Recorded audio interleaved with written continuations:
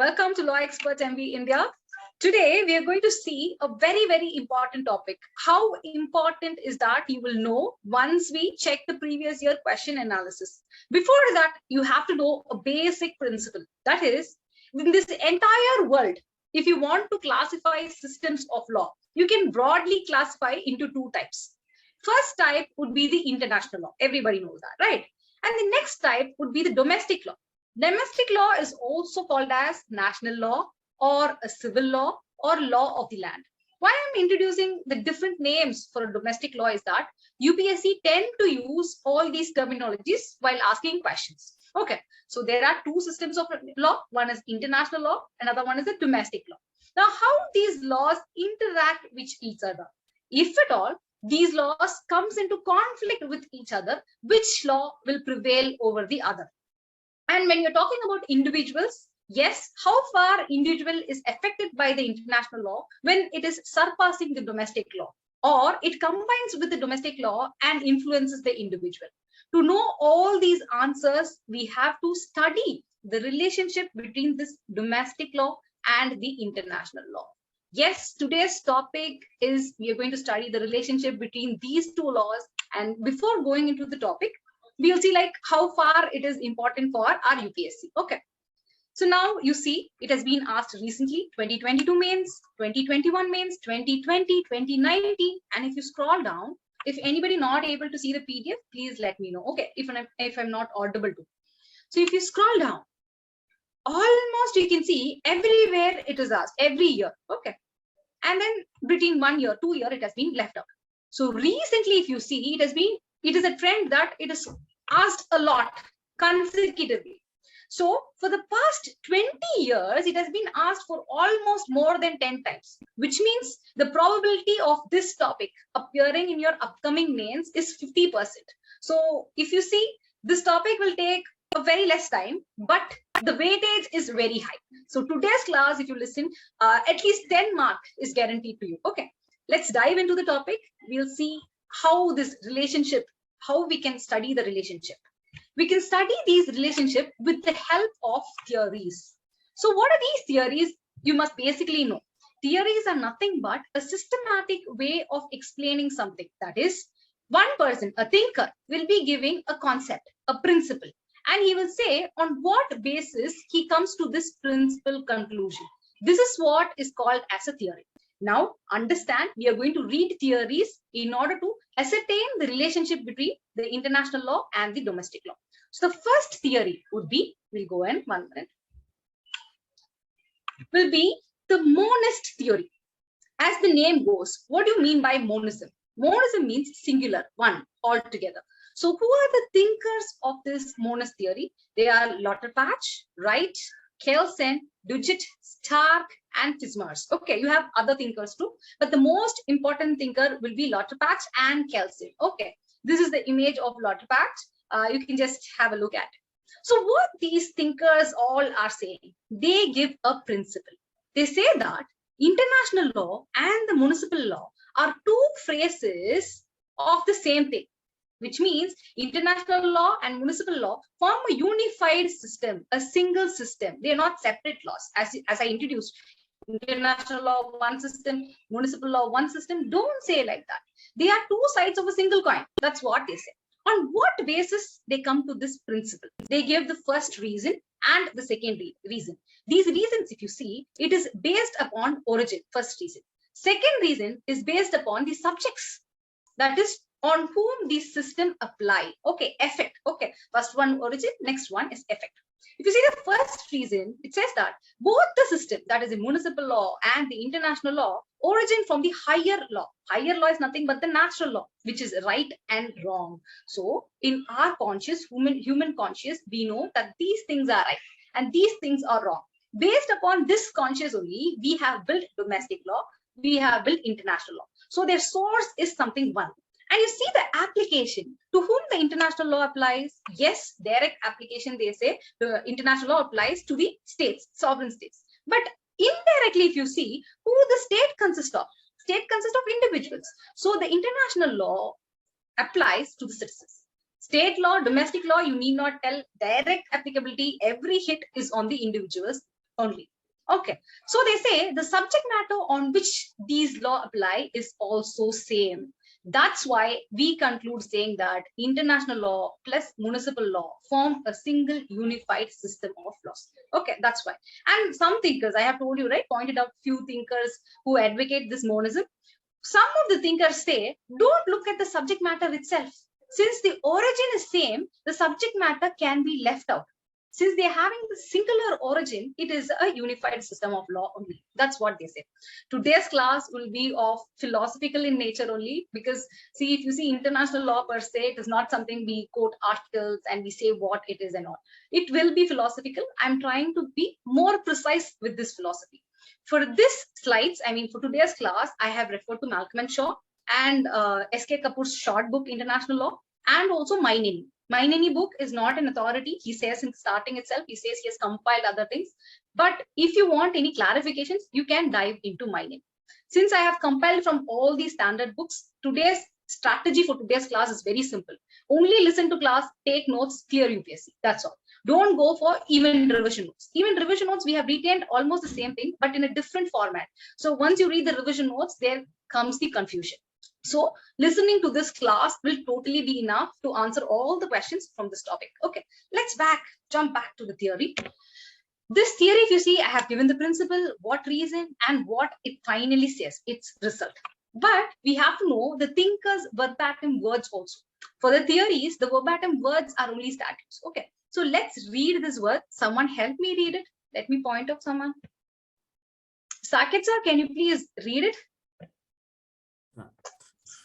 According to monastic beliefs, international obligations and municipal rules are fates of some phenomena, the two deriving ultimately from one basic norms and belonging to the unitary order compromised by the conception of law. So what I have said earlier, since the origin is same, they belong to the same system. That's what he is putting in his own words. It is not that in answers you have to verbatim repeat the thinker's words. If you retain the essence, that is totally enough. Okay. Now, we know the theory, international law and municipal law, one and the same. So what is the effect of this? That means once the international law is consented, ratified by a state, it automatically comes into the domestic law. Say for example, I am signing, that is, we'll say France is signing a climate treaty. Okay. Immediately, this climate treaty will be applicable in the municipal law. So if any corporation, any individual violate this climate treaty, they can be punished like as violating the domestic law. Okay, it gets automatically into the domestic law, which means there is no specific adoption or transformation required for the international law to be used in the municipal codes. Okay, that's what this theory advocates. That is the effect it gives. Okay, even customary law. See, first I was talking about the treaty. Okay, once consented, directly it goes into the municipal law. If you see international law, there is another major source, that is customary law, which is custom. These customary law, no state consents, right? It is a subtle form of consent that is given by practice. So this customary law automatically forms the part of domestic law. No need of consent. That's what this theory advocates. Now let's see examples of this theory. Which state follows this monism? You see, Netherlands follows monism. It is a kind of pure monism, in fact. Even France follows this monism. It says that in France, that is, international treaties are given more weightage than the domestic law. So if an international law and the domestic law comes into conflict, the international law will win. Okay, it is to such an extent, international law is given importance in monist theory. But there exist places where they are not pure monist, but they follow certain type of monism. Just like India, you see, in India, we cannot say India is fully unitary. We cannot say India is totally federal, right? Likewise, there is non-pure monist state. One such state is America. Okay, in such state, what happens? This is followed. That is, later law will remove the earlier. Say, for example, there is a municipal law saying something, and after few days or months, you have an international treaty signed by the state. Now, this is the older law, this is the new law. So this new law will prevail over the older law. So this concept has also been practiced. But however the concept may be, this concept of automatically bringing in the law, or the older one will go away when the new one comes in. this scenario will come in only when you treat international law and municipal law as a single unified system. So by this monist theory, the relationship is given and the effect is also given. Okay. So when you're writing about theories, questions come on theories, you have to use the small side headings instead of giving a bulky answer. Because for theories, philosophical answers, if you give a bulky, very big answer without side heading, you tend to repeat the same thing again and again. If you see the authors itself in international laws, take the book, the same thing will be repeated and again. Okay, you will be caught in that cycle. Instead of that, if you give small side headings, you will never repeat things. So for philosophical answer, always have a side heading to score more. Okay. Now we will go on with the criticism. See, if some people say something, there is always another group saying opposite to. So what is the criticism of this monist theory? We see that the implementation of this theory will affect the sovereignty of the state. How? They say the state is not creating international law, right? All the other states together create an international law. And this international law, when automatically goes into the state and rules it, then where goes the sovereignty of the state? It is affected, right? So that is the major criticism of this theory. Now we will go on to the opposite theory. Every force has an equal and opposite force. Likewise, every conception has an opposite conception too. So that theory to opposite to monist would be dualist theory.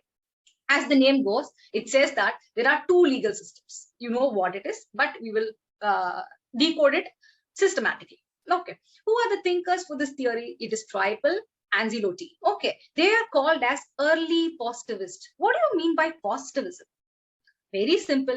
If any theory is built from a fact, that is what is truth, they are all called as positivists. Against the classical people. Classical people will have lots of imaginary thoughts. Okay. So these two are called early positivists and they created this dualist theory. And this is Triple's image. Just have a look at it. Okay. So what principle this dualist theory says? It says that international law, municipal law, that is domestic law, operate in different levels. So each thinker gives the reason for this principle. First reason is given by Triple. He says that international law and domestic law has difference in subject matter, source, and origin too. So what is the difference in subject matter? He says that international law is applicable only to the states. Okay. See, now you cannot question me. See, how international law also have individual as a subject of international law. How can you say that? I am not saying this theory. It is Triple given his theory stating that international law is separate and domestic law is separate. And why it is separate, he's giving all these points. Okay, you understand. So theories are nothing but the perspectives of each humans. Okay, so this is what this human Triple has conceived. So that's what he's telling. Okay. According to him, he says that international law, subject matter to whom it applies is only to the states. Okay. Next, domestic law, he says, yes, it applies to the individual. And regarding source and origin, he says that international law is coming from the common will of the state. So he says every state sit together, commonly come to a will, a consent, a conclusion. Then how international law is created. Okay. But if you see domestic law, it is the will of the state itself. So it is the sovereign who is giving the domestic laws, but it is not the case in international law.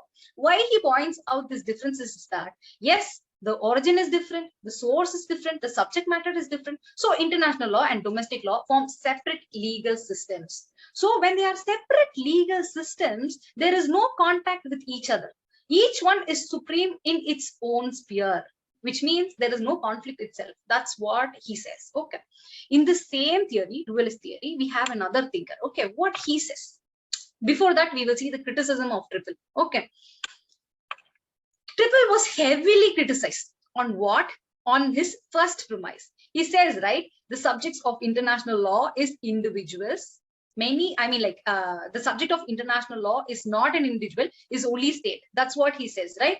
Many say that, we know that individuals are also the subjects of international law. So he has a one-sided argument. His basis itself is wrong. That's what is the criticism. He has left out a major part of international law, which applies even to subjects as individuals. When he has left out something, then his base is shaking. So the conclusion he's given is wrong. That's what everyone says. Okay, first premise has been negated. Next premise, he's talking about the source of international law, right? He says that common will is the source of international law. Yes, common will is the source of international law for only treaties. But what about the other sources? We saw, right, in the last class, what are the sources of international law? Article 38 of the International Court of Justice. What it gave almost 4 to 5 sources. So what about those sources? They are not based on the common will. So even for sources, he based entirely on only the treaties, only common will, only one thing he took into account. Others he left out. So he is again one-sided in the second premise too. So his argument is totally wrong. That's what was the criticism. Okay. Now we go on to the next thinker who proposed this dualism. He was Anzilotti. Maybe my pronunciation is a little bit different, but I'm trying to pronounce it. Okay. Anzilotti. He is an Italian thinker. Okay. He also says that international law and domestic law is 2 different systems, but he gives another set of reasons. He says that the fundamental principles on which the system, this international law or domestic law is governed is totally different.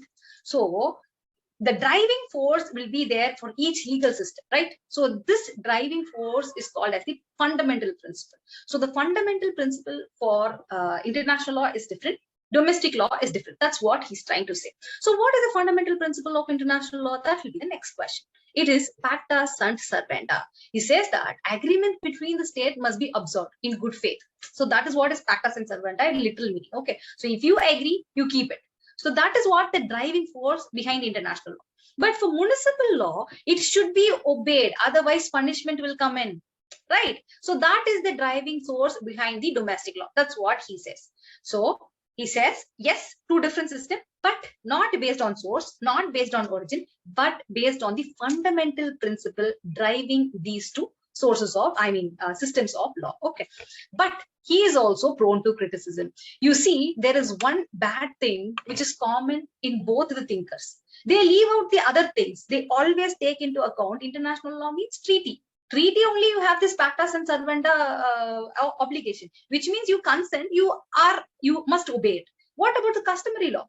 Other things, judicial decisions and generalized principles of civilized nation. What about other sources? They are silent. So that was the major criticism. So he is based, that is the earlier thinker Antilos is based only on pacta sunt servanda, which is only a partial illustration of much wider principle of international law. So he did not take into account the entire root of international law. Only small thing he has taken into account and giving his theory, which is not good. That's what Stark told. Okay. So these people talking about Ancelot and the one more person who is Tripel are called as early positivists. Okay. So later, people who were coming under this dualist theory thought that these thinkers have a good point, but their reason is only wrong. So how come we modern thinkers of dualist theory can give new premises and new reasons? So they started to frame new reasons for the principle that international law and domestic law is different. So they started to differentiate it basically. Okay, first theory started to find out similarities. The next theory started to find out the differences. Okay, so the modern dualists, what they told? They told that international law consists most of the part is of treaties and customary law. But if you see domestic law, it is mostly judge-made or it is a static.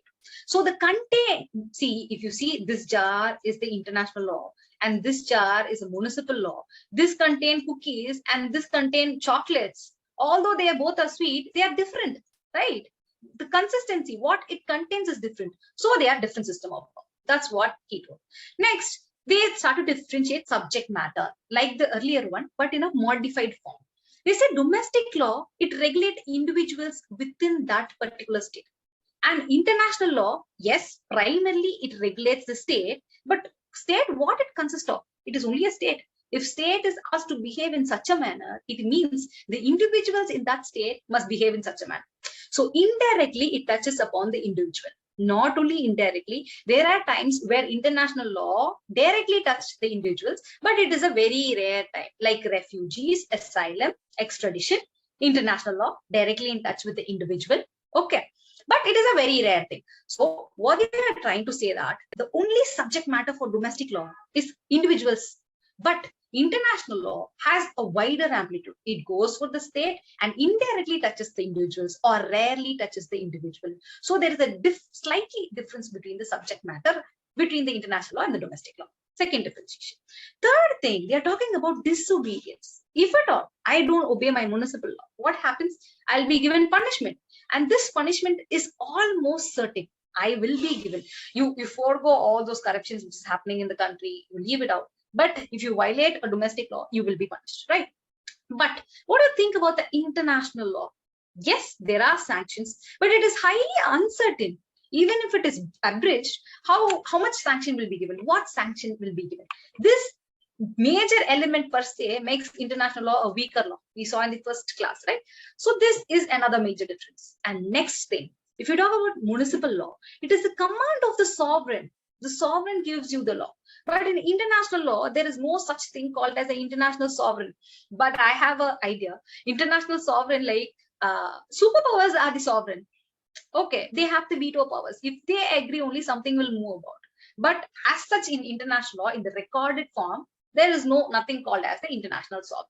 So these are the few differences between international law and municipal law, which is very, very contrary. That's why they come to conclude that international law is separate and municipal law is separate. This is modern dualism. Okay. So result I told you, right?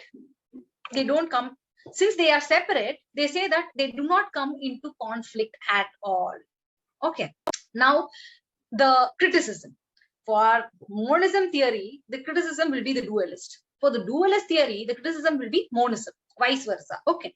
At the same time, we have a thinker who have given a little bit of a deviated view. Although he advocated monism, he's giving a different interpretation. It is an interesting one. Let's see what it is. Okay. This person says that international laws are incomplete norms. They are like, say, they are wantedly made as incomplete norms, just because they require the municipal law to complete them. Simply, you remember delegated legislation. Parliament will make a law which has small holes where the delegated legislation, that is, the executives must fill in the gaps. Why? Because we know the thing. It is for the expertise, for the situation, it must be modified. For all those reasons, these gaps are given. Likewise, this thinker says that international law is made of incomplete norms so that the domestic law will meet complementary to this, and it will fulfill the international obligation depending upon each state. So he comes out with the delegatory theory. What is this delegatory theory? We will see. But this concept of delegatory theory is the criticism for your dualism. Okay, they say separate system. He says no separate system. One system delegates to the other, so it is a single system. That's what the delegatory theory says. Okay. So I have given same thing here. I'll try to read these two statements because it is given in a very short form. If I read, you will understand. Okay. International law presupposes the existence of the municipal law. So every international law is inherently referring to the municipal law, which means international law has made a law, made it incomplete law, and it refers to the municipal law inherently to fulfill this gap. That's what it means. So the international legal order, what it does here is it delegates the national legal order to take care of completing this own norms. Okay, that's what it means. So final conclusion, what do you understand? We saw the criticism. Okay, now we are coming to the conclusion. What the dualist theory finally concludes. Okay, it says that international law, municipal law never conflict with each other. Why? They are two separate systems, no contact at all. Okay, then it says that if international law must apply in a state, it must be specifically incorporated into it. Since they are two different systems, you try to bring in one system into the other, you specifically transform it, you incorporate it. That's what it says. Example of practice of this dualism is our predecessor UK. Even we practice dualism. Okay, if you ask me a question saying that if India only practice dualism or UK only practice dualism, no, it is not that. We are like what to say, We combine everything. We take the best of everything. So UK also majorly practice dualism, but it do take in few things from monism too, and we do take few things from monism too. So every state, if you see, it will combine both these theories and give an effect, positive effect as it thinks. Okay. If you see UK, the parliament must make a law to give effect to the international law. But how UK in depth practices international law, we will see at the end. Okay. Next, US. US, of course, it takes in monism and dualism. Its constitution says that international law is a part of supreme law of the land. It is like Raghavendra sir has a doubt, I guess. He's raising his hand. 1 minute, sir. 1 minute, sir. 1 minute. Tell me, sir. Ma'am, please repeat the second point once again. This one you want? The second one, ma'am. Yeah, okay. I'll tell you. See, US in UK, I'm saying about Britain. Okay, what happens is that international law, once UK signs the international law, directly it will not come into the domestic system of Britain. What happens is that the parliament must make a law to give its effect. Say, for example, a climate treaty is signed by UK.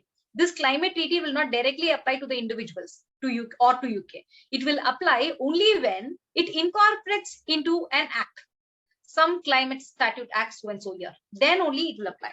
So that's what is dualist theory is being practiced. That's why UK treats international law separate, domestic law separate, and tries to bring inside it by incorporation or transformation. That is example. And the point about this also, ma'am. Yes. Ma'am, the point about this UK, the point you have written this if IL must apply in state. So what does this mean? This line. I have given UK Parliament must make law to give effect to international law treaty. So this one you're asking, if international law must apply in a state, municipal law must specifically incorporate it. You understood, sir? So this one is, if UK wants to apply the international law, its Parliament must make a law to give effect to the international law treaty. You understand, sir?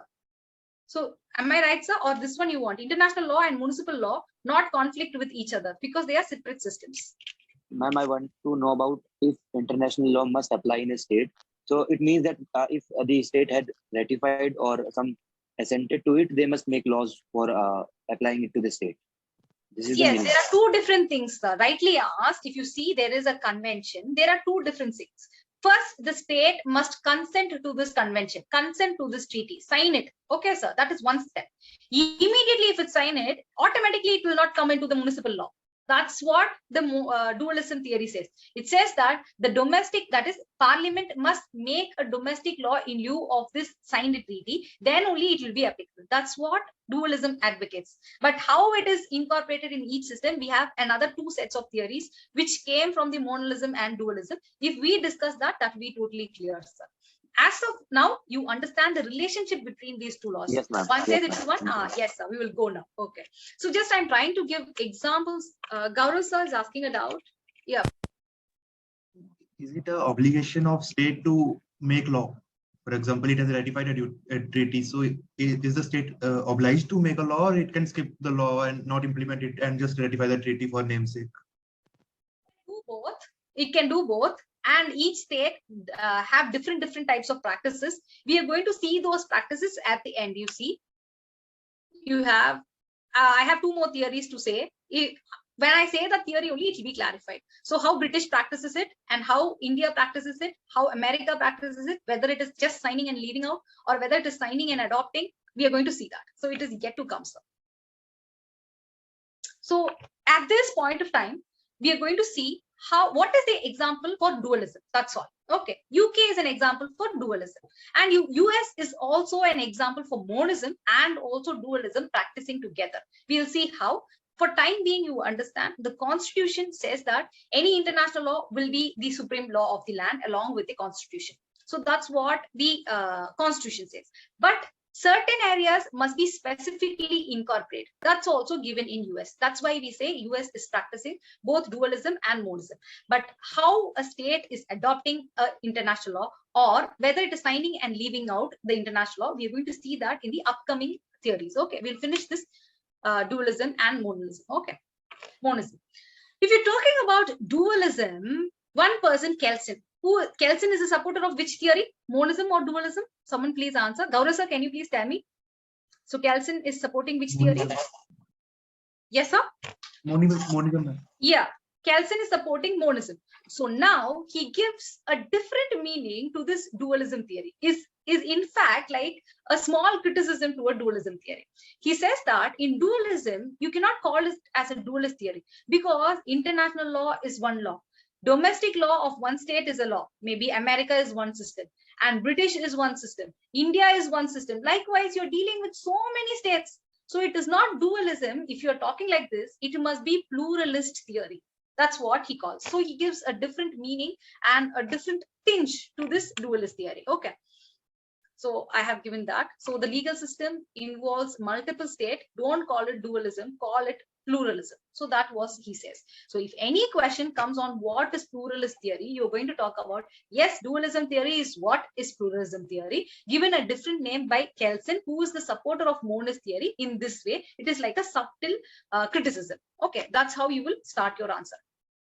Next, yes, this theory, monist and dualist, explain only the relationship of these two laws and how international law is going to come into the municipal law area. That is not given, right? As rightly asked by two peoples, it is not given. Then where we go for it? These thinkers itself later gave two theories. Okay, these two theories we are going to see. First theory is the transformation theory. As the name goes, yeah. 1 minute, sir. Let me. Ma'am, just previously we read that Kelsen is a extreme.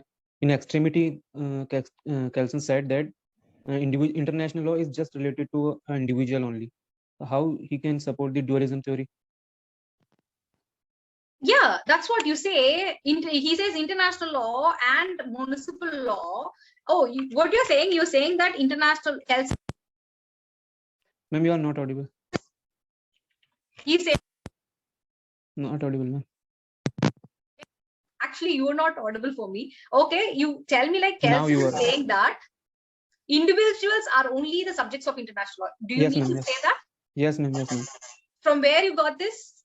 Ma'am, previous lectures, extreme Previous point. lectures of did I say that? I'm asking like. Ma'am, there is a Krishnan point. sir told it. Right? Yes, ma'am. Yes. Krishnan sir. So did he mention any books like that? Because I understand from saying that Kelsen is not a positivist. He says that state are the major concern of the international law. But since you're saying that, I'll talk with Krishnan sir and understand like on what context he have given it. So I'll come up with an answer. Okay. Okay. Yeah, as far as I have read from the S.K. Kapoor, even Malcolm and Shaw, if you go through, I have read that too. Kelsen, in regarding the theories, he have not stated that international individuals are a part of international law. Basic premise, he gives two premise. First premise, he says international law always deals with the state.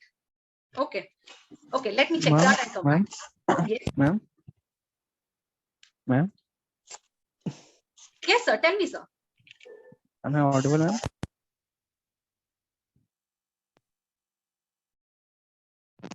Producer, sir, you are audible. Please tell me, sir. Actually, the question was Kelsen was a supporter of monoism, but in pluralistic theory, it is said that he has supported existence of international law in multiple states. But it can say that it is extension of dualistic theory. Theory, see, you go for the first point, what you're talking about. Monism, Kelsen is a major thinker who contribute to the monist theory. Okay. Under the dualist theory, what he does is he gives dualism a small criticism. Don't call it dualism. You say it is a separate system, right? So each domestic law is having a separate system. You call it a pluralist theory because you are dealing with multiple system as you think. That's what he's giving a small different name for it. Yes, ma'am, this is correct. But can we say that to some extent he has accepted that international law is not a single system? It can be of multiple. Yeah. Since he is giving such type of a criticism, you can interpret in this way too. What you're saying is right. Okay. Yeah, of course. Maybe this is the answer for the question that he is asking earlier. Kelsen saying that individuals Yes, ma'am. so hard. So first he started with this, and by this criticism also we can interpret this way. So what in this class I'm doing is whatever thinker says, I'm giving it to you. You can of course interpret it, and what you have done is the right one, sir. Thank you. So Manasa ma'am is asking a doubt. Yeah, hello, ma'am. Yes, just going back to the previous doubt that was asked from my batchmate, it was given in the PPT that Kelsen considered the individuals alone as the subjects of international law. But I did not get the question that he asked, and what answer you gave, I did not understand what conversation actually happened. Actually, the right answer was given by Mudassir sir. What happened? I'll tell you the facts, and what analysis we can draw, you can understand from it. Okay. What is that? Is that monist theory was supported heavily by Kelsen. Okay.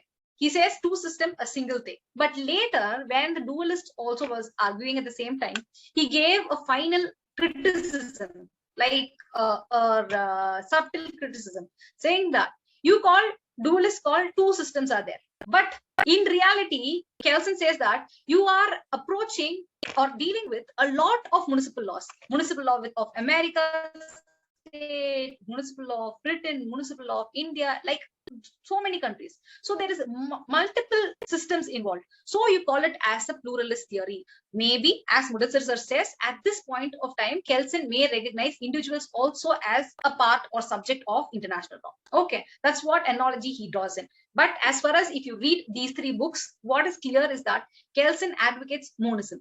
Okay, regarding whether Kelsen recognized individuals also subject of international law and how he recognized the same, I'll give it after this class, immediately after this class, with the supporting documents, okay, from the books itself. As far as now, we will continue with the theory. Yeah, ma'am, I got it. Since it is from the second, another class, I don't know what he told, from which slide he told and all. So I'll get to it and I'll come back. Now we will go into, yes, monism and dualism is only giving you the relationship between the theories. But how international law is coming into the municipal law, for that, this monist people and dualist people supported few other theories. What are they? That we are going to see. First theory is the transformation theory. As the name goes, transformation is the key thing. What it is. International law, once signed, will not automatically going into the municipal law.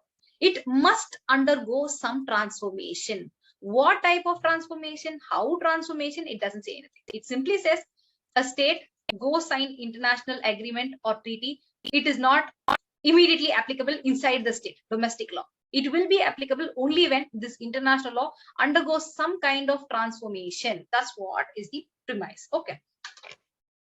So this theory's meaning is of two lines. First one, international law not automatically is followed into municipal law, and this transformation they are talking about, only then international law will be applicable, and this transformation mechanism will be provided by the municipal law. That's what he gives. Okay. Then upon this theory, we have criticism. By this transformation, which type of theory is agreed? Dualism is agreed. Why they ask the international law to get transformed into municipal law is because they treat international law and municipal law as a separate system. So the dualist people supported this transformatory theory, and the opposite monist people started to criticize it, saying that viewing international law and municipal law as two separate things is wrong, because they come from the same origin and they have the same subjects. Okay, that's what they say.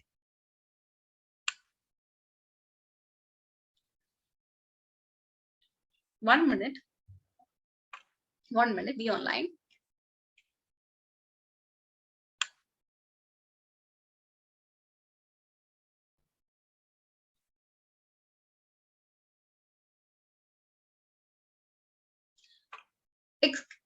Now I have understood the question which you asked earlier. Mudassir sir and another person, I don't know who he is, he told that Kelsen says that individuals are the subjects of international law. That's what I have given here too. You understand, monist theory, it says that international law and municipal law is one and the same under two things. Okay, one thing is of the origin, another thing is of the subject. What it says, international law, yes, it deals with this state only, but in return, in reality, it is only individuals. So what you are stating is what I am stating. You understand, sir? Now, Yes, that's ma'am. why he is the supporter of monist theory. He Yes, also ma'am. says individual is the primary thing, and that's why monism. That's what monism advocates to.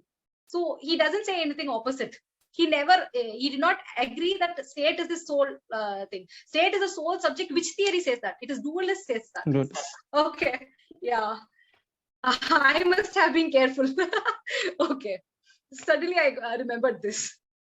Of course, these classes are like widening our knowledge impact. Okay. So we will go on to the transformation theories. I told you, right? It needs a transformation. So but it has a criticism, I told you, who monist people are criticizing this transformatory theory. And in fact, if you see practically, there are some treaties which is directly applied into the municipal law by most of the states. One example treaty will be the headquarter treaty of the US with the UN. So where is the UN headquarters situated? Anyone, please? New York. Netherlands. Excuse me? Netherlands. Answer I got. One more answer. New York, ma'am. New York. Abhishek. Yes, Netherlands, you have International Court of Justice, Hague, but you see the headquarters of UN sits in New York. Okay, Manhattan, there only. And in order to establish such a headquarter, there was an agreement. Okay, US and UN. So this agreement was incorporated directly without any specific adoption.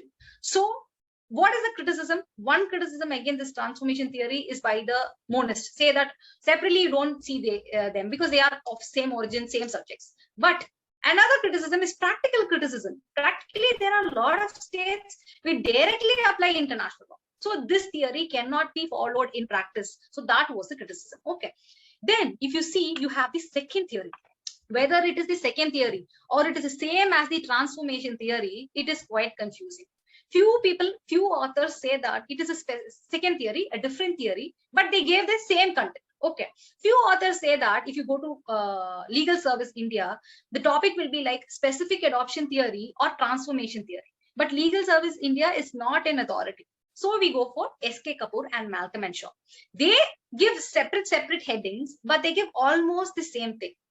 What we can conclude from this is that specific adoption theory is somewhat certain than the transformation theory, but they are quite similar, almost same in effect. Okay, so what specific adoption says? It says that international law cannot be applied directly into a sovereign state. Why? Because simply it is a sovereign state. Someone cannot come and bully it. So international law cannot directly jump into its sovereign state unless and until it is specifically adopted by a state law. So transformation means some mechanism to come inside the municipal law. Specific adoption means, by the term I am differentiating, okay, means there are a lot of treaties. One state, we've signed all these treaties also. It has the choice to specifically adopt each one of them or leave one and adopt the other. So this theory is something of a more certain, more sovereignty oriented. So that is the simple little bit of difference that we can find. Otherwise, both theories are same. Okay. So example of this specific adoption is the Anti-Apartheid United Nations Convention, which found its way into our India. See, this is the convention. But we have enacted this act to make it way into India. Okay. And same like Anti-Hijacking Act. If you go to the Anti-Hijacking Act, someone please, after this class, download the Anti-Hijacking Act, and the first paragraph itself will say from which convention it was adopted. Okay. So simply saying specific adoption, international law directly don't come to municipal law, but the state has to make a law specifically adopting the international rules which it want to incorporate. Okay, that's what is specific adoption theory. Now going to the next type of theory, which is delegation theory. Very simple. We had one person who was criticizing this dualist theory, right? He says that they are not different rules. It is the international law, which is an incomplete rule, cautiously made so that it delegates the municipal law a duty to complete it. This is the basis of delegation theory. Since it is, see, there is one top system which is delegating to another system. So this system must be unified, right? So this theory has been supported by monism. Okay. So international law is incomplete. Municipal law is also a part which tries to compensate it. It is like a hemisphere. Only law becomes active when this international law hemisphere and the municipal law hemisphere comes together. That's what he means. So what it reality it means, how international law is transformed into a municipal law. It is automatically transformed into the municipal law. How it is transformed is given by each state in its constitution. So every state in the constitution has been, has been delegated the authority in which manner the international law will apply to them. Here, there may be a confusion to you. I told you specific adoption by law it is made. So it is also something sounds similar to specific adoption. The constitution must give a manner in which international law will apply to them. This is also sounds like an adoption, right? If no manner is given, it can go away with the international law, right? Don't confuse like that. It's very simple. All international law inherently ask municipal law to bring it into it. That's what is delegation, delegated work. If parliament is delegating a work to executive have no power to say no, right? That's how it is. But how this entire mechanism works, how this delegation is going to be carried out, that constitution can say, like when it will come to force and in what manner it will be interpreted in a municipal law, all those things can say. So delegatory theory, very simple. Once international law is signed by a state, it automatically comes into the municipal law in obedience with the constitution. This constitution is clothed with a delegated duty to give effect to the international law. That's how it means. See, it will be a bit confusing only, but this is what the theory says. Okay. And this theory advocates that these two, international law and municipal law, are of a unified system. So it is the growth from the monist theory. Okay. So I told you, right? I'll read the sentences so that it will be clear. International law apply to municipal law without any specific adoption, and this gives birth to a single legal system. So when you're giving such, what it says, international law delegate to municipal law. So who is superior here? So superiority is given to the international law. That's what I have given here. Okay. Yes, we have a huge criticism on this. What is the criticism? Yes, every state is sovereign. When every state is sovereign, can you say international law is above them? When you're talking about delegation, there must be two types of authorities. One superior authority and one subservient authority, right? Here in this system of international law and domestic law, can you say international law is superior to any sovereign? Then what's the idea of sovereignty per se, right? So this bifurcation of authority, superior and subservient, itself is a lacuna. That's what the criticism says. Now we have learned a lot of theories, but we must know what actually these theories says. That's why I have given this mind map. Okay. Relationship of all these theories. If you talk about the theories of international law, there are two basic theories, huge chunk, which is monism and dualism. Monism says that international law, municipal law is single system. Dualism says that international law, municipal law, separate system. Okay. So what these two theories try to explain is only the relationship between international law and municipal law. Okay. Next, these big theories give birth to small theories, which is from monism, we got the delegation theory. It says that international law delegates a mandate to municipal law to complete it. When that mandate is given, they are operating as a single system. Okay. So it is from the monist theory. And this dualist theory gives you the transformation and the specific adoption theory. International law, municipal law separate. You try to transform international law or specifically adopt it, then only it will be applicable in the domestic law. So the other two theories, which gives the other two sublets of these theories, only gives you the application of international law into the municipal law. Okay. Now I think if the theories are clear, if any doubt, please do ask me. Can you repeat the delegation theory? Delegation theory. Okay. Can I finish it and like at the end, can I repeat something? Thank you, sir. Ma'am? Yeah.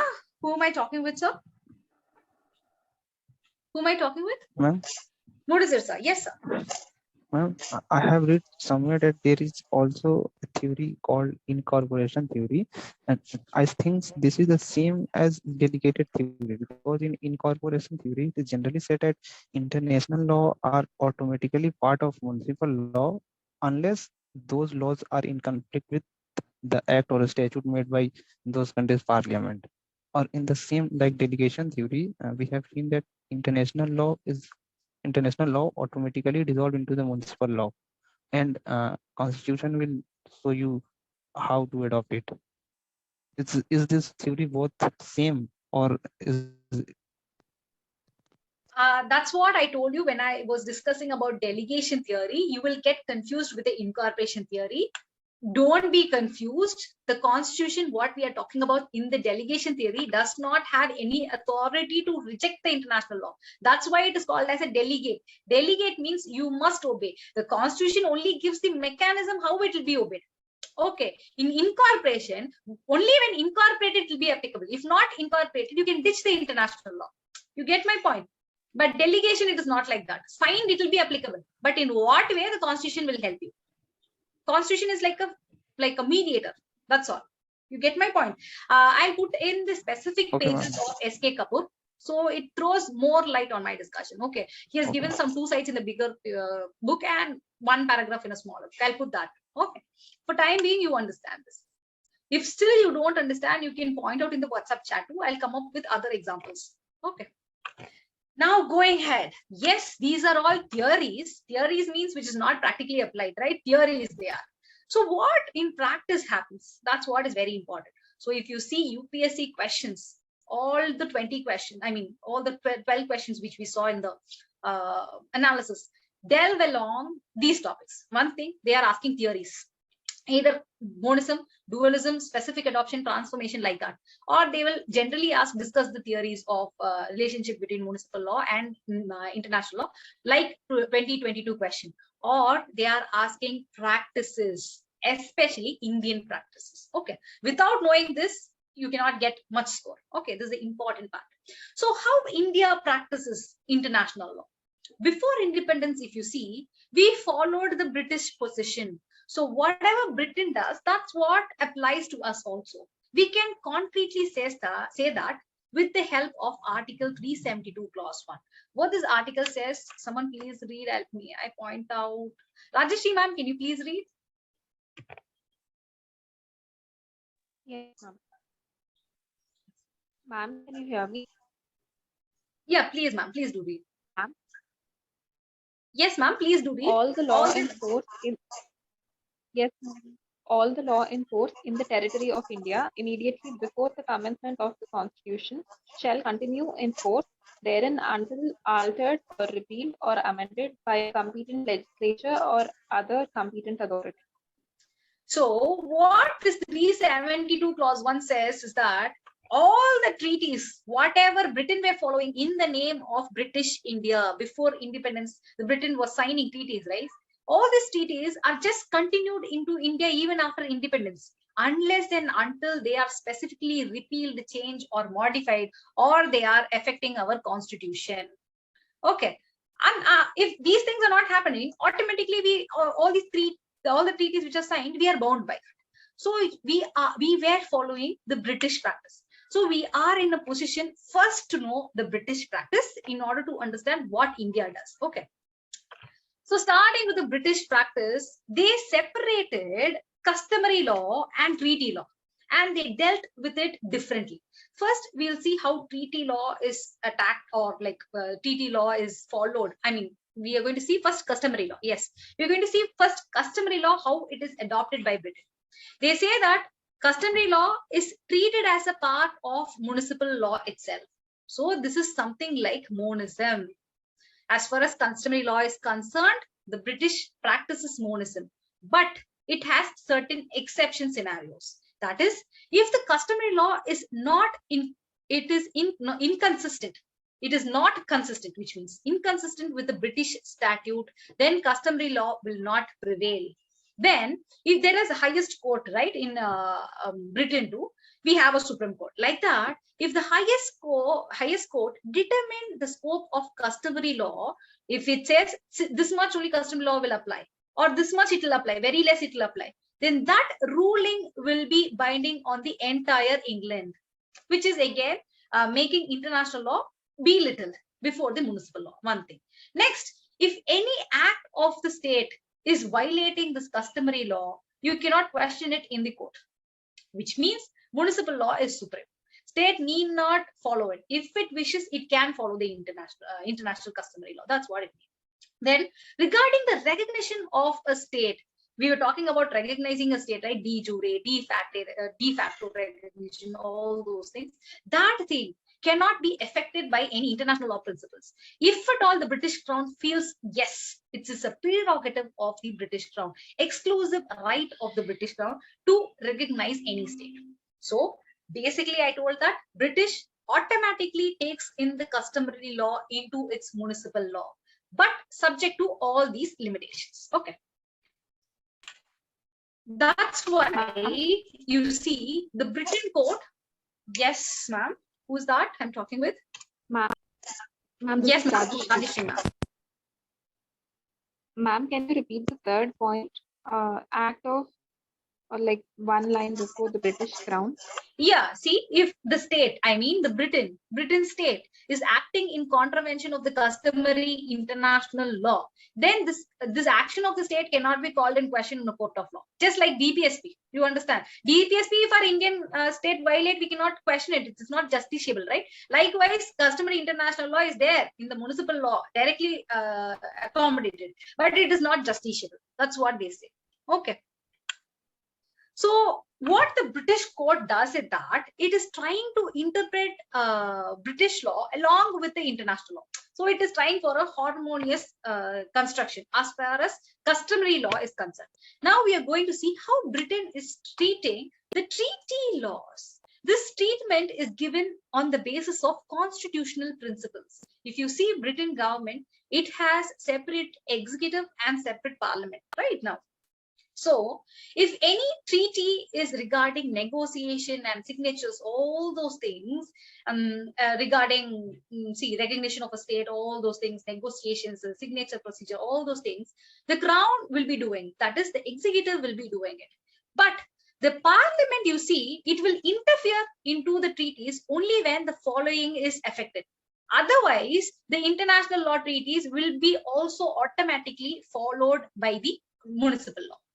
So when you're talking about UK, it follows monism in above areas in the customary law with certain subjections. These subjections give birth to the approach of taking in dualist theory too. So UK also practices certain area dualism, certain area monism. So where it practices dualism, which theories must be specifically adopted, that is specifically approved by the parliament, one type, that is which treaty is affecting the rights of the UK citizens, or the treaty is modifying any UK statutes and laws, or it is conferring any additional power to the crown, or it is creating additional financial burden to the UK government, or it is regarding the territory of UK. It says that this much territory must be given away, or some other territory will be included into UK.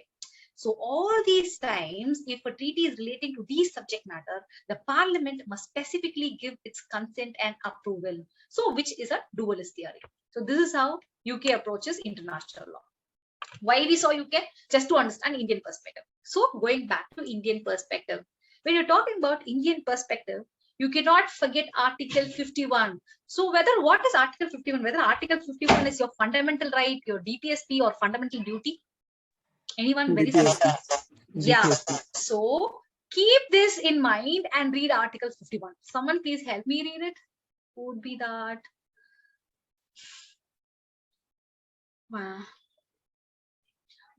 Abhishek sir, can you please help me read it? Article 51. Promotion of international peace and security. The state shall endeavor to, clause A, promote international peace and security, maintain just and honorable relation between nations. C, foster respect for international law and treaty obligations in the dealing of organized people with one another, and encourage settlement of international dispute by arbitration. So if you see, when you're talking about incorporation, how India takes in international law, the direct subclause will be subclause 3. That is, India should respect international law and treaty obligations. If you see, it says two terminologies, international law and treaty obligations. So it intelligently differentiates. International law means customary international law and treaty obligations. So other sources, it doesn't give much importance. That's what it means. This premise was given by S.K. Kapoor. Okay. So just few things we are saying. And by this article also, we cannot forget that we have taken in Britain legacy. Whatever done by British, we are continuing that unless and until it is repealed or it is against our constitution. So by this article 51, can we take that we have to obey international law? That's what it says. Can we take that every international principle is automatically comes into our municipal law? When can we say that in India is practicing monism? We cannot say that. That's why we have to read Article 253. Can Gowda sir read this Article 253, please? He's not there. Yeah. Legislation for giving effect to international agreements. Notwithstanding anything in the foregoing provisions of the structure, Parliament has power to make any law for the whole or any part of the territory of India for implementing any treaty, agreement, or convention with any other country or countries, or any decision made at any international conference, association, or other body. So this article, what it says, if you want to implement a treaty, Parliament must make a law. Parliament is empowered to make a law to the whole of the country or territory of India. So this talks about specific adoption. So there is provision for monism, but this provision is under DPSP, which is not an obligation, which is not having a very high power. It is not justiciable, but it gives an idea of monism. Yes, India can give directly respect to the international treaties, in a way advocating monism, and on the other hand 253, which talks about specific adoption. So India has both monist theory and dualist theory. What areas fall under monism, what areas fall under dualism, we are going to see it through case laws. Okay. So when we're talking about dualist theory, that is specific adoption, you have already, I gave a convention, right? Earlier convention based act. Then we have the Diplomacy Act, which is based on the Diplomatic Relationship Convention. Okay, this act also, see, if you add an act against this convention, then such law has been passed by the Parliament. So it is an example of this above article, which is Article 253. Okay. Now we are going to case laws. I told you, right, whether every international law should be specifically adopted by Indian Parliament. No. That's why we have two case laws. One is Mahan Bhai Ishwar Bhai case, Ishwar Bhai Patel case versus Union of India. What happened? There was a question on border settlement, okay, between states, one state and India. And the major question, what you have to concentrate is that one party is saying that this border settlement agreement is an international agreement. It must be specifically incorporated into Indian municipal law. Then only it will apply in the municipal law. But the court told that the border settlement agreement is not like cessation of any territory. We are not giving out. It is like some sort of settlement without giving out the territory. So the Parliament need not make any specific law to incorporate it. It is a self-executing treaty supporting monism. Okay. Now we go into another case law. It is almost a border settlement agreement only, but it has a little bit of elaborations. Union of India versus Sukumar Sengupta. This, what happened? India and Bangladesh was having an agreement. In this agreement, India gave away a small territory called Teen Biga, I think. This is the name. I think, yeah, this is the name. Okay. On the basis of lease. But this lease was perpetual lease. And the amount to be paid by Bangladeshis was 1 rupee. And in the same lease, it was stated that this amount is waived by India. What it means, it is trying to give a small place almost effective cessation. But in the name of lease, it is giving. That's why it is giving some minimal amount as money and not asking to pay. So it is trying to retain the sovereignty over that area with India. But it is, in fact, practical, trying to give it to Bangladesh for usage purpose. Okay, so this is what happens. Now, whether this international treaty or agreement, dual treaty with the Bangladesh automatically comes into the municipal law to obey, or the constitution must be amended to give effect to it. The court told that constitution need not be amended because the territory is not that it is not a cessation. We are not giving it away. We are not abandoning it. It is only a perpetual lease. So this treaty will find its way automatically to municipal law. That's what it told. Now, see, one thing is clear. If the municipal law and international law is not conflicting, then they can sail together. Automatically it comes in. Follows monist way of approach. India follows monist way of approach. But if there is a conflict between international law and the municipal law, what happens?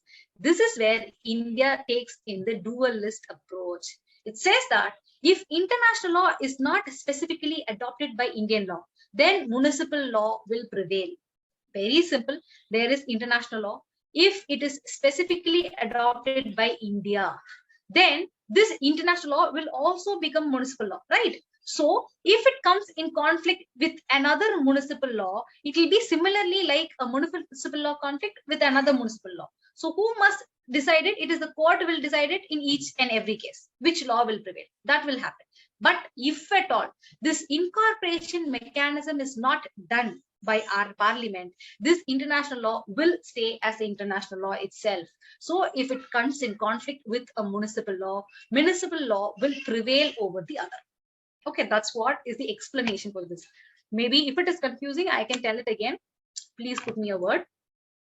For this, we have a case of Jolly George Varghese versus State Bank of Cochin. This cause title have been given wrong in few of the books. This is the right cause title.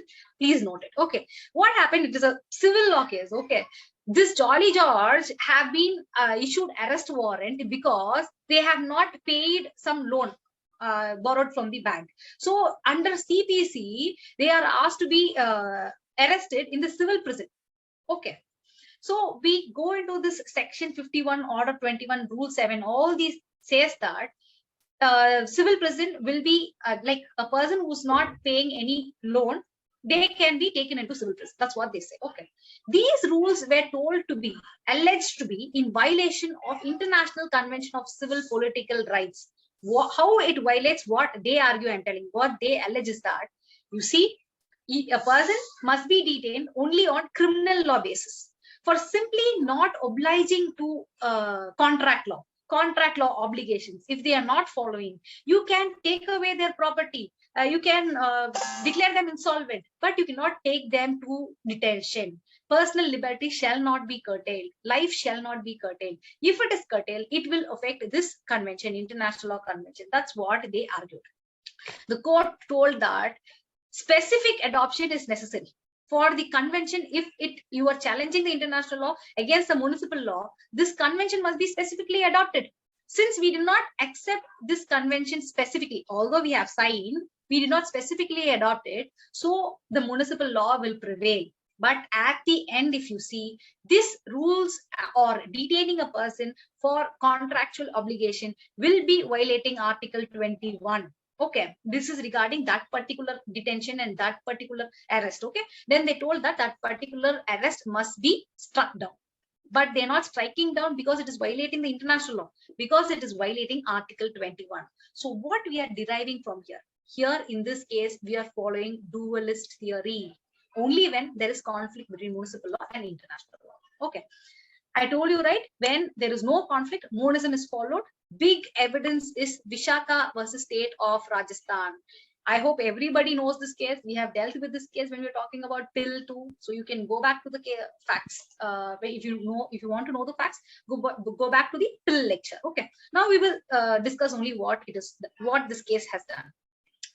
We know this case is all about oppression or harassment of women in workplace. At that time, we didn't have any municipal law which curbs harassment of women or gives remedy to women who has been violated in a workplace.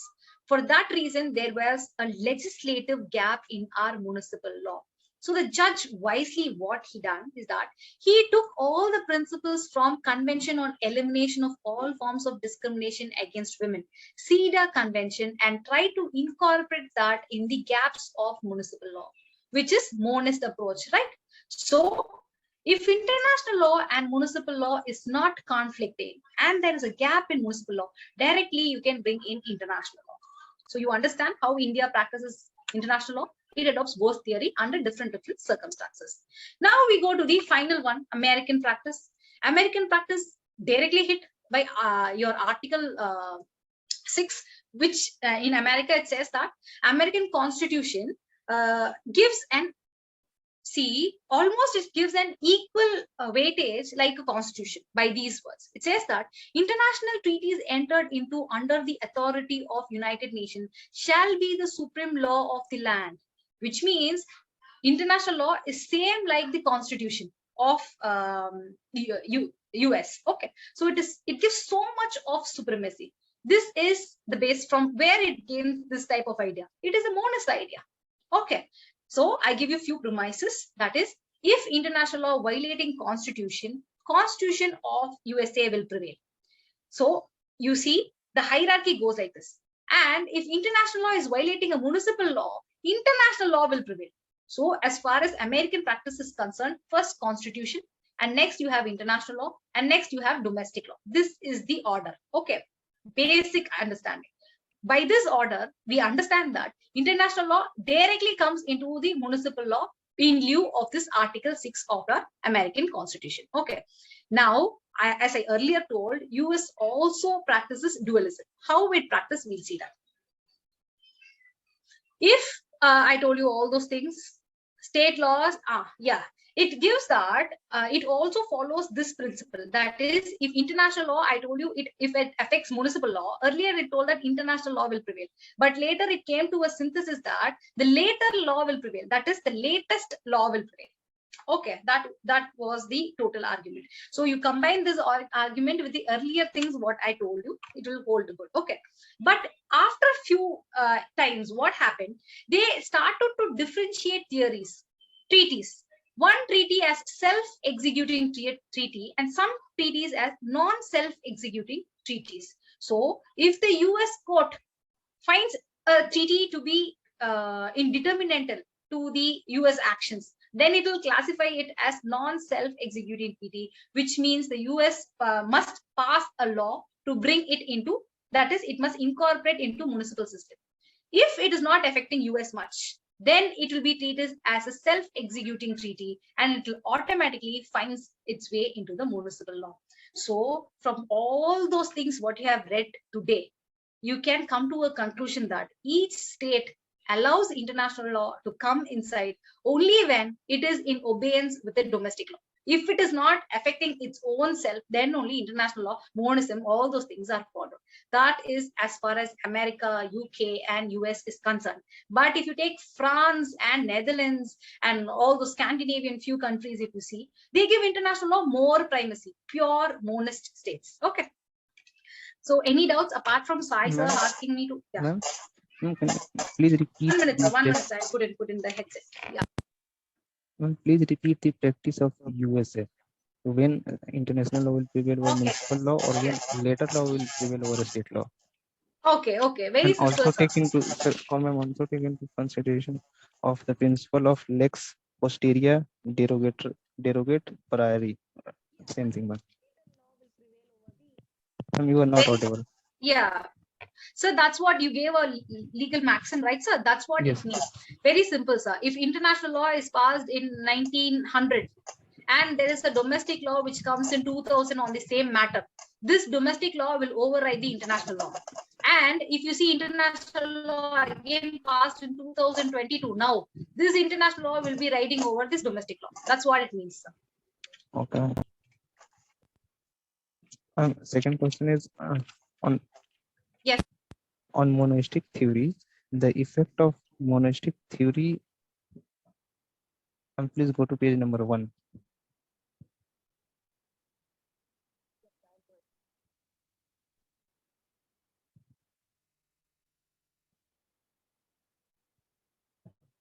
The effect of on the effect of international law in monistic theory said that once consented and ratified. Question is, if monistic theory treats international law and municipal law as same, then why there is a requirement of ratification? Though the consent is justified, like why we are required to ratify in order to apply the international law into domestic law? What I said, once consented, it means it is ratified. Is You there any understand, sir? difference? Is there any difference between consented or ratified? It is different, sir. That's why I mean both things here. One thing, ratification means after you consent, the state will try to ratify it with a parliamentary law. Okay, Yes. consent is one act, ratification follows this act. Okay, whether it automatically follows or the state must intervene and ratify, that is the question. Monis says that once consent is given, there is automatic ratification. It immediately comes in. So consent means ratification is made. Got it. Got it. Okay, yes, sir.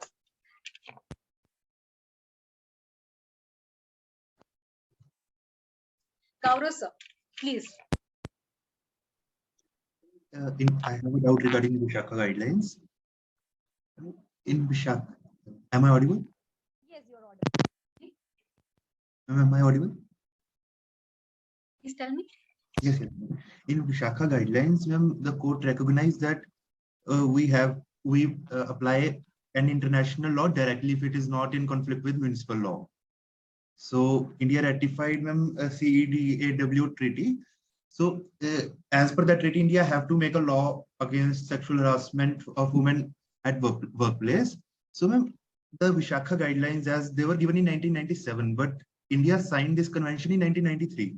So as per this judgment, so these guidelines would be applicable from 1993 only because the convention has come into force in India directly when it ratified. No, you understand. He is telling, see, international law, as you told, there are two things. One is consent, then is ratification. Okay. Although he doesn't go into the idea of consent. He only says there is municipal law has a gap. If such a gap comes in, we can take it from international law. That's where the judgment stops. I'll give you the exact judgment. You'll try to understand this with the judgment. Okay, I'll quote the exact paragraphs. Okay. It does. I just want to ask that if it automatically comes up, for example, here Supreme Court said that it has come into force, or there should be a mechanism because we say that Parliament. No. It doesn't say like something automatically CEDA will come into picture inside, and the individuals can come and say that CEDA is violated. I can come to court. Court does not give such an explanation. It says that if municipal law is totally silent, we can get energy from the international law. That's what it says. It is not that, see, India did not sign CEDA and now my right is violated. I cannot go to court and say that CEDA convention is violated. What court can do is, if domestic law is silent, it can get energy from the international law. So that's what it has been stated. So let me put in the court so we can discuss. Okay. Immediately after this class, I'll put in this slide. Ma'am. What is it, sir? Tell me. Ma'am, the monistic thinker named D.J. Latham Brown on page number 1. In his definition, there were 3 terms I'm not getting. You are not audible. Sir, 1 minute. Whenever you use headphone, your voice becomes inaudible. Whenever I use headphone, I'm not audible. Whenever I take off the headphones, other people are not audible. Yes, that's what is happening here. Although I changed the total set, this is what is happening. So I'll go on top.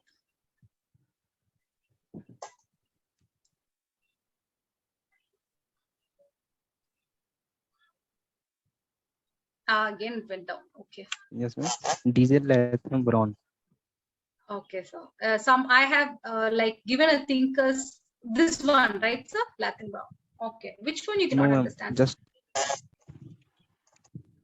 yes, ma'am. The definition has 3 terms. One basic norm belonging to the unitary order comprised by a conception of law. What is the meaning of this one basic norm? What is the meaning of this unitary order? And the third is what is conception of law?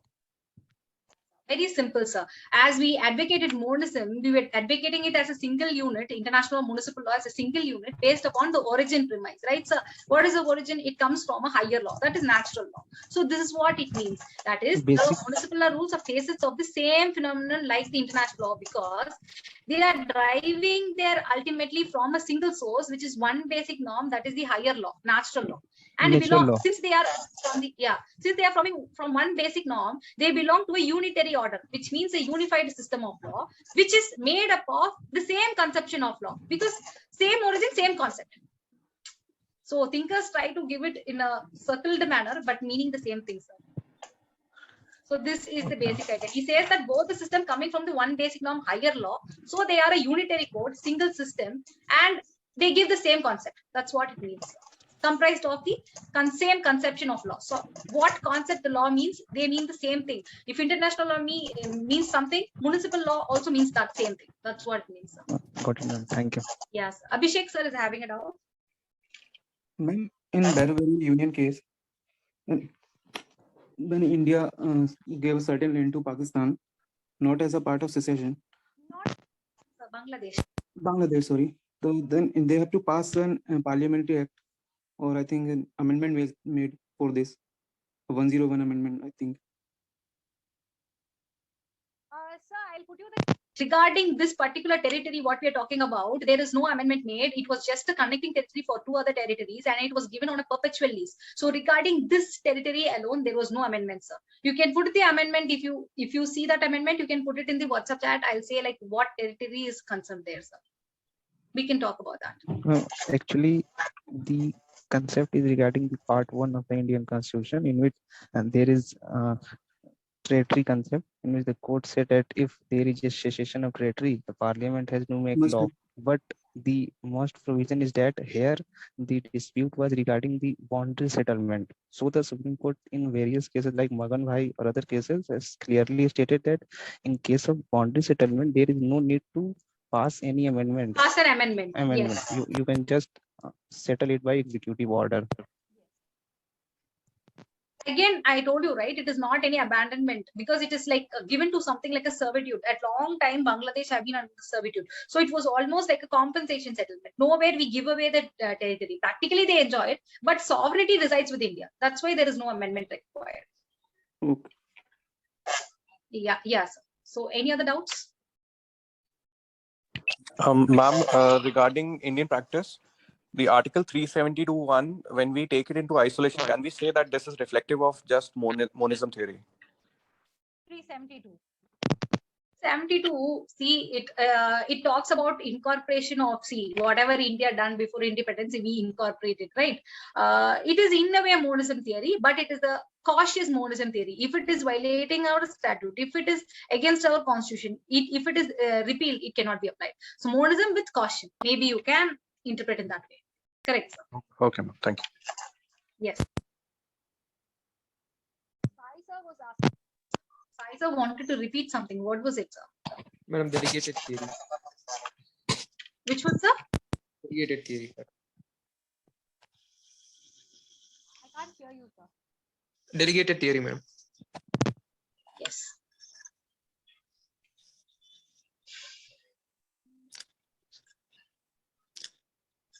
Delegatory theory.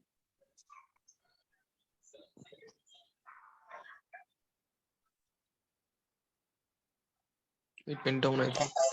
Yeah, delegatory theory is very simple. It says that international law is a form of incomplete rules because it wants the municipal law to complete it.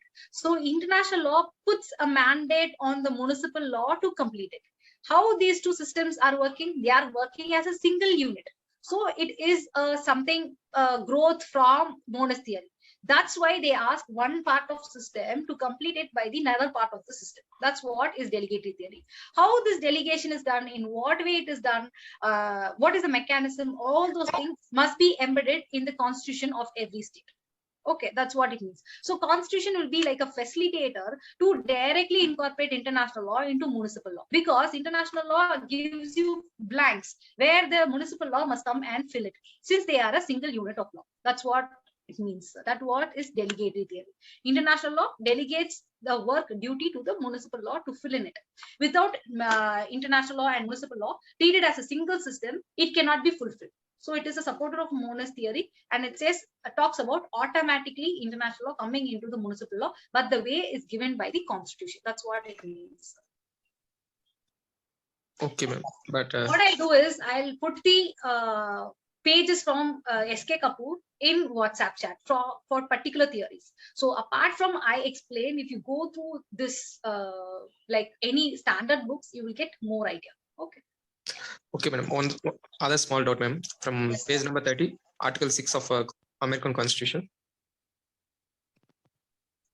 This Article 6, what it says that it directly says international law is a supreme law of the land, like the constitution. So it supports monism, which is directly from international law, it becomes a part of municipal law. But later it tried to differentiate theories, calling them self-executive theories, non-self-executive theories, according to how the theory is impacting US. And self-executive theory followed monism approach, which is directly they will be followed. But non-self-executing theories wanted to get the approval of the state. It must be incorporated, law must be made, then only it will be followed. So US also approaches both dualism and monism. That's what it means. Okay, madam. But I am thinking about this hierarchy you have shown after Article 6 explanation. Yes, if international law is coming into conflict with the constitution of the US, the constitution of US will prevail. If the international law is coming into conflict with the municipal law, earlier it told that international law will prevail, it is supreme. But later it followed this rule, that is later will prevail, which means the latest law will prevail. That is, if international law, some convention is adopted in 1900s, and then a domestic law is passed in 2000, this 2000 law will be overriding this 1900 law. Okay. And if you see later an international law in the same subject has been passed in 2002, this 2002 law will be suppressing, will be overriding the domestic law. So whichever law comes later, the new law will override the older law. That's what it means. You get Okay, my point? but Yes. constitution will prevail. Why it is that? The constitution will prevail over everything. It is the supreme law. It's monoist, ma'am. Then hello, ma'am. Your voice is not audible, ma'am. Sorry. Yeah. Monoism, dualism is about adopting an international law into a municipal law. And monoist, it is only about adoption, sir. Usually monoist will give primacy over international law. Okay, that is a subset. But monoism, dualism gives you relationship, and the other theories gives you how it is adopted. And what each state in which law is supreme, it is not based on theories. They take a multilateral approach from each theory one time at one scenario. That's why I gave you separate state practices, sir. You understand me, sir? Okay, ma'am. Thank you. Yeah. So Right. treating international law in par with the municipal law itself is monoism, sir. To be clear, I tell you. So this type of adopting the later law system is advocated by monism only. Okay, ma'am. Yeah. Being a superpower in these countries are not adopting monoism. Why, ma'am? Still. Being superpower, this country. Okay, Yes, best. I say UK and US. Yes, of course, they take in monism. If they are not affected by the treaty, they directly incorporate and they make use of it. If it is affected, they try to bring in dualism and say that it is separate, we have to approve it. So whatever is right for us, that's what we take as individual, right? That's what even the superpowers are doing. Even after Even India is also doing the same. Even after ratification, we can put a conflicting law in our municipal law, madam. We were talking about consent is different, sir. Ratification means you ratify a treaty and you incorporate in the domestic law. Then the international law becomes a domestic law of the land.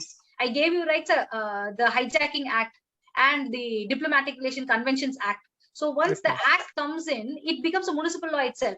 So when there is a conflict with another municipal law, it will be treated as, see, if CPC is violating IPC, which will overrule? The court will find out which will overrule, right, sir? Which scenario, which will apply. Okay, so that will be the situation. The court must decide on it. There is no specific rule of supremacy. But if international law is not incorporated, it is only consented, then it will, if it comes in conflict with municipal law, as far as India is concerned, international law will not be obeyed. Municipal law will overrule it if it is not adopted. If it is adopted, international law will become a municipal law. So it will be treated as a fight between a municipal law and a municipal law, and the court will decide it. You get my point, sir? My question is that, ma'am, even after ratification, A law overriding it, right, sir? no, ma'am, we didn't create a, we have a conflicting law. We didn't follow that. So you have to take the point to court. The court will decide on. You have to take the point to court. The court will decide on each and every scenario, sir. Okay, ma'am. Yes. Thank you so much. We'll wind up today's class. Yeah. Anyone? Any doubts? If there is no conflict, so in India, monist approach is followed. I want to clarify. No, that's what we have this Vishaka state, sir. Yes, it approaches, it goes with the monist approach. Okay. Yeah. Thank you so much. Yeah. Hello. Yeah. Just wanted to know whether the incorporation theory and specific adoption theory, whether they are same or similar, or any components of them. No name called as an incorporation theory. They call transformation theory and a specific adoption theory. These are almost similar. Specific adoption is some more certain, but most thinkers use these two theories as similar theory. There is no name as an incorporation theory. Okay. Yeah. Fine.